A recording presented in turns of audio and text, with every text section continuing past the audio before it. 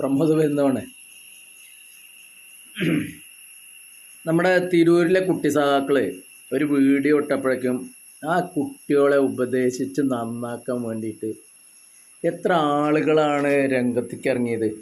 ഈ രംഗത്തേക്ക് ഇറങ്ങിയ ആളുകൾ സ്വന്തം വീട്ടിൻ്റെ മുറ്റത്ത് അല്ലെങ്കിൽ തൊട്ടടുത്തുള്ള റോഡിൻ്റെ സൈഡിലുള്ള കാട്, ഇപ്പോഴൊക്കെ മഴക്കാലമാണല്ലോ, കാടൊക്കെ പടർന്ന് പന്തലിക്കും, അല്ലെങ്കിൽ ഓവുചാല് മൂടിയിട്ടുണ്ടാവും, അതിലത്തെ ഒരു കരടെടുത്ത് മാറ്റിയിടല്ലേ ഉണ്ടോ. ആ സ്വന്തം വീട്ടിൻ്റെ അവിടെ അല്ലെങ്കിൽ നാട്ടുപ്രദേശത്തോ മാലിന്യങ്ങളോ ഇതെന്തെങ്കിലും ഉണ്ടെങ്കിൽ അതൊന്ന് ക്ലീൻ ആക്കാൻ ഇവർ രംഗത്തേക്ക് ഇറങ്ങുന്നുണ്ടോ? ഒരു ബ്ലഡ് കൊടുക്കാൻ രംഗത്തേക്ക് ഇറങ്ങലുണ്ടോ? ഈ ഈ കുട്ടികളെ ഉപദേശിച്ച ആളുകളോടാണ് ഈ പറയണത്. പിന്നെ കുട്ടികൾ പഠിത്തം ശ്രദ്ധിക്കണം. സുഹൃത്തെ, ഞാനൊന്ന് ചോദിക്കട്ടെ, ഈ ഗാന്ധിജി, EMS, നെഹ്റു, ഇന്ദിരാഗാന്ധി ഒക്കെ ഈ പഠിത്തം കളഞ്ഞിട്ടാണ് സ്വന്തം ഭാവിയും കാര്യങ്ങളൊക്കെ കളഞ്ഞ് ബാരിസ്റ്ററായ ഗാന്ധിജി അത് ഒഴിവാക്കിയിട്ടാണ് സ്വാതന്ത്ര്യ സമരത്തിൽ പങ്കെടുത്തത്. അതാ ദക്ഷിണാഫ്രിക്കയിലെ കറുത്ത വംശജർ, ഇന്ത്യക്കാരടക്കമുള്ള കറുത്ത വംശജർ അവിടെ പഞ്ചസാര ഫാക്ടറിയിൽ പണിയെടുക്കാൻ അടിമപ്പണി എടുപ്പിക്കാൻ വേണ്ടി വന്നപ്പോൾ അതിനെതിരെ ശബ്ദം ഉയർത്തിയ ആളാണ് ഗാന്ധിജി. നിങ്ങളിതൊക്കെ ചരിത്രം പഠിക്കുക. അപ്പോൾ ഗാന്ധിജിയോട് നിങ്ങൾ ഇപ്പോഴത്തെ കാലഘട്ടത്തിലാണ് എന്താ പറയുക, ഗാന്ധിജി നിങ്ങൾ ആദ്യം നിങ്ങളെ ബാരിസ്റ്റർ പണി എടുക്കുന്നതാ പറയുക. വൃത്തികേട് അല്ലെങ്കിൽ നിങ്ങൾക്ക് വിഡ്ഢിത്തം പറയാൻ ഇരിക്കുക. പിന്നെ നിങ്ങളെ ഫാസിസ്റ്റ് ചിന്താഗതിയാണിത്. ഇതാണ് ഫാസിസം. കാരണം ശബ്ദമുയർത്തുന്നവരെ അടിച്ചമർത്താനുള്ള പുതിയൊരടവാണ് അരാഷ്ട്രീയവാദം. അതാണ് ഇപ്പോൾ ആ കുട്ടികളോട് അറിയാം. നിങ്ങൾ രാഷ്ട്രീയത്തിൽ ഇറങ്ങേണ്ട സമയമല്ല, പഠിച്ച് ഈ ഇന്ത്യയിൽ ഇത്രയും കോടി ജനങ്ങളുണ്ട്. എത്ര ആൾക്കാരെ പഠിച്ച് കലക്ടറും ഡോക്ടറും എൻജിനീയർമാരും ആയത്? ഞാൻ തന്നെ വെച്ചോ, ഇവരൊക്കെ ആണ്. ഞാൻ ഒരുപാട് ഡോക്ടർമാരെ കാണുന്നുണ്ട്. അതിൽ ജനകീയരായ ഡോക്ടർമാർ വളരെ കുറവാണ്. എന്തിന്? ഞാൻ ഇല്ലത് തുറന്നു പറയും. പെരിന്തൽമണ്ണ EMS ഹോസ്പിറ്റല്, സഖാവ് EMS നാമധേയത്തിലുള്ളതാണ്. ഞാനടക്കം ഒരു കാലത്ത് അതിന് ഷെയർ വിരിക്കലും കാര്യങ്ങളൊക്കെ ഉണ്ടായതാണ്. ഞാൻ അതിൽ ഷെയർ ഹോൾഡറാണ്. പക്ഷെ അവിടുത്തെ ഒരു ഡോക്ടർ, ഞാൻ രാവിലെ ആ ഡോക്ടറെ പോയി കണ്ടു. 250 രൂപ, ഇപ്പോഴൊന്നല്ല, 15-18 കൊല്ലം മുമ്പാണ് 250 രൂപ അയാളെ ഫീസാണ്. അത് കഴിഞ്ഞ് വീണ്ടും അയാൾ തന്നെ പറയുകയാണ് ഇന്ന ടെസ്റ്റ് നടത്തിയിട്ട് വരൂ പറഞ്ഞു. ഞാൻ ആ ടെസ്റ്റ് നടത്തിയിട്ട് വൈകുന്നേരത്തെ ഒരു 5 മണിക്ക് വീണ്ടും ചെല്ലുകയാണ്. അപ്പോൾ അയാൾ വീണ്ടും ഞാൻ ഈ ടെസ്റ്റൊക്കെ കാണിച്ചു കൊടുത്തപ്പോൾ അയാൾ മരുന്ന് എഴുതി തന്നു.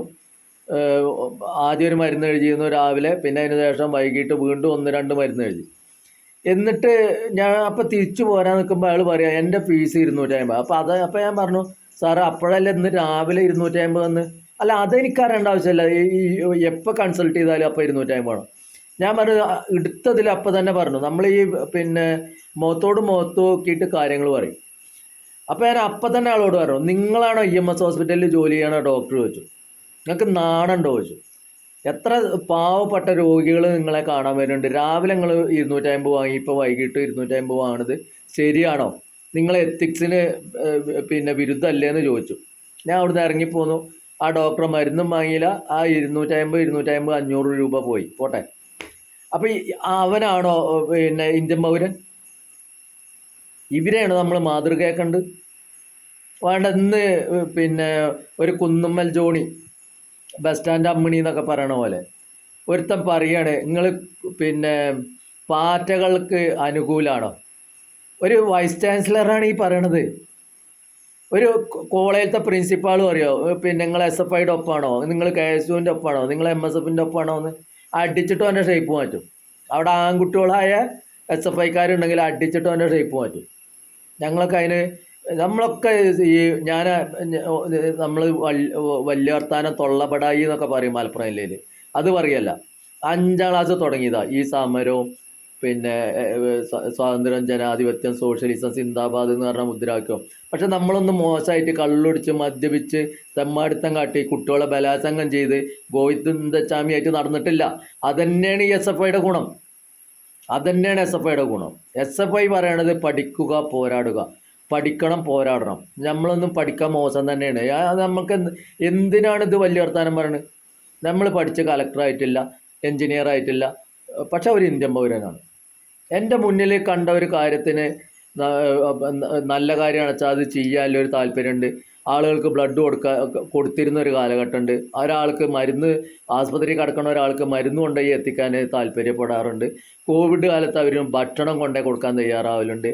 എന്തെങ്കിലും ഒരു അപകട സ്ഥലത്ത് ആളുകളെ പെട്ടെന്ന് കൂട്ടി അവർക്ക് ബ്ലഡോ കാര്യങ്ങളോ കൊടുക്കാൻ നമ്മൾ തയ്യാറാവലുണ്ട്. അതാണ് ഒരു ഇന്ത്യൻ പൗരൻ വേണ്ടത്. അല്ലാതെ കളക്ടറായിട്ട് നാടിന് ഗുണം ചെയ്താലല്ലേ അവനൊരു കളക്ടറാവും. ഒരു മന്ത്രിയായി എന്ന് വെക്കുക, ആ മന്ത്രി ജനങ്ങൾക്ക് ഉപകാരപ്രദമായ മന്ത്രി ആയാലല്ലേ അതുകൊണ്ട് കാര്യമുള്ളൂ. അപ്പോൾ ഈ കുന്നുമ്മൽ ജയേന്ദ്രനെ നമ്മൾ എന്താ വേണ്ടത്? ഓനൊരു പുഴുവാണ്. അതേപോലെ തന്നെ ഈ കുട്ടികളെ വിമർശിക്കണവർ, അവരൊരു പുഴുക്കളാണ്. അവരാണ് ഇത്തരം ആളുകളാണ് ഇന്നലത്തെ ആ പെൺകുട്ടീനെയും ആ പെൺകുട്ടിയുടെ 17 വയസ്സായ കൂട്ടുകാരി ഉണ്ടാക്കണത്. അവരാണ് ഈ നാട്ടിൽ അക്രമം ഉണ്ടാക്കണത്. അവർ ഇവിടുത്തെ സോഷ്യലിസവും സ്വാതന്ത്ര്യവും ജനാധിപത്യവും പാടില്ല എന്ന് പറയണവരാണ്. ഇവിടുത്തെ സമരങ്ങൾ പാടില്ല. ഇവിടെ ഓരോ കുട്ടികളുടെ കൺസെഷന് വേണ്ടിയിട്ടും, കുട്ടികളെ പാഠപുസ്തക വില വർധനയ്ക്കെതിരായിട്ടും, കുട്ടികളുടെ ഫീസ് വർധനയ്ക്കെതിരായിട്ടും, കുട്ടികൾക്ക് ഗ്രൗണ്ട് വേണ്ടിയിട്ടും, കെട്ടിടങ്ങൾക്ക് വേണ്ടിയിട്ടും, അവിടെ ബെഞ്ചും ഡെസ്കിനും വേണ്ടിയിട്ടും സമരം ചെയ്തുണ്ടാക്കിയതാണ് ഈ കേരളത്തിലൊക്കെ, പ്രത്യേകിച്ച് കേരളത്തിലെ വിദ്യാഭ്യാസ വികസനം.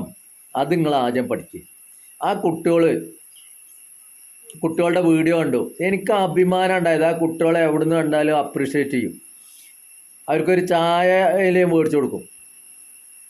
അല്ലാതെ പഠിച്ചുകൊണ്ട് മാത്രം ഇന്ത്യൻ പൗരനാവില്ല, പഠിച്ചുകൊണ്ട് മാത്രം ഒരു പൗരനാവില്ല. അവൻ്റെ സ്വാർത്ഥ ചിന്താഗതിക്ക് വേണ്ടിയിട്ടാണ് ഈ പഠിക്കണത്. പഠനം വേണ്ടെന്നല്ല പറയുന്നത്, പഠിക്കേണ്ട സമയത്ത് പഠിക്കണതൊക്കെ ശരി, അതിൻ്റെ ഒപ്പം സമരം വേണം. അതാണ് SFIയുടെ തിയറി. ഈ കുന്നുമ്മലിനെ ഒന്നും പുറത്തേക്ക് ഇറക്കരുത് എന്നാണ് SFIക്കാരോട് എനിക്ക് പറയാല്ലേ. പാറ്റ പോകണം വേണ്ടെന്ന് ഇവനെ പറയാൻ. ഓൻ്റെ ഭാര്യ ഏത് പാർട്ടിക്ക് വോട്ട് ചെയ്യണമെന്ന് ഓൻ അറിയോ? എന്നിട്ടാണ് ഓൻ പാറ്റകളെ ഇതാക്കാൻ പറയണത്. ഓൻ്റെ മക്കളെ ഈ കുന്നുമ്മൽ ബസ് സ്റ്റാൻഡ് അമ്മിണിക്ക് സ്വന്തം മക ഏത് പാർട്ടിക്ക് വോട്ട് ചെയ്യണമെന്ന് പറയാൻ പറ്റുമോ? സ്വന്തം ഭാര്യ, സ്വന്തം അമ്മ, സ്വന്തം അച്ഛൻ ഏത് പാർട്ടിക്ക് വോട്ട് ചെയ്യണമെന്ന് പറയാൻ പറ്റുമോ? അപ്പോൾ അവരുടെ ശബ്ദത്തെ അടിച്ചമർത്തല്ലേ ഇപ്പം ചെയ്യണേ. പിന്നെ എന്ത് ജനാധിപത്യമാണ് ഈ നാട്ടിലുള്ളത്? അപ്പോൾ ഇവനെ പോലെയല്ല ആളുകളെ കേരളം വർജിക്കണം. ഇവനൊക്കെ സംഖ്യയാണ്, തന്നി സംഖ്യ. അവൻ പറയാ ദുർഗാദേവി.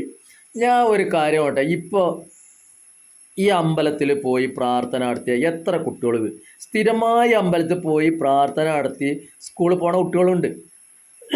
ഞാനൊക്കെ സ്കൂളിൽ പഠിക്കുമ്പോൾ കോൺവെൻറ്റ് പഠിച്ചതാണ്, ഒറ്റപ്പാല LSN കോൺവെൻറ്റിൽ പഠിച്ചതാണ്. അപ്പോൾ അവിടെ എല്ലാ ദിവസവും ഞാൻ അവിടെ തൊട്ടടുത്തുള്ള ക്ലാസ്സിൻ്റെ തൊട്ട് മുന്നിലാണ് ഈ ചർച്ച്. ആ ചർച്ചിൽ പോയി പ്രാർത്ഥിച്ചിരുന്നു. ഞങ്ങൾക്ക് ടീച്ചർമാർ, കന്യാസ്ത്രീ ടീച്ചർമാരുണ്ടായിരുന്നു. അവരൊക്കെ പറയും നിങ്ങൾ പ്രാർത്ഥന നടത്തും. പ്രാർത്ഥിച്ചിരുന്നു. സ്കൂളിലും വരും, ക്ലാസ്സിലും വരും. പക്ഷെ ഞാൻ എന്നിട്ട് അതിൻ്റെ പിന്നാലെ പോയോ? എന്നിട്ട് ഞാൻ പഠിച്ച് പാസ്സായോ? അപ്പോൾ ഇതുകൊണ്ടൊന്നും ആരും ഒരു ദുർഗാദേവീനെ കൊണ്ടോ അല്ലെങ്കിൽ ലക്ഷ്മി ദേവീനെ കൊണ്ടോ ഇവിടെ പഠിച്ച് പാസ്സാകാൻ പോണില്ല. അത് സ്വയം തോന്നണം. സ്വയം തോന്നാതെ തന്നെ പഠിക്കലും പാസ്സാവലും. പക്ഷെ അതുകൊണ്ടൊന്നും പഠിച്ചതുകൊണ്ടോ പാസ്സായതുകൊണ്ടോ, ഞാൻ പറഞ്ഞില്ല കളക്ടർ ആയതുകൊണ്ടോ അംബാസഡർ ആയതുകൊണ്ടോ നാടിന് ഉപകാരമില്ല. നാടിന് ഉപകാരമാണെങ്കിൽ അവൻ കർഷകനായിരിക്കണം, ജനങ്ങൾക്ക് സേവനം ചെയ്യണവനാണ്, രക്തം കൊടുക്കുന്നവനാണ്, അവൻ ഒരാളെ തൊട്ടടുത്തേക്ക് വീണ് കിടക്കണ ഒരുത്തനെ ആസ്പത്രിയിൽ എത്തിക്കണവനാണ്. അവനാണ് പൗരൻ, അവരാണ് മനുഷ്യസ്നേഹി, അവനാണ് മനുഷ്യൻ. അല്ലാതെ കുന്നുമ്മൽ അമ്മിണിയല്ല.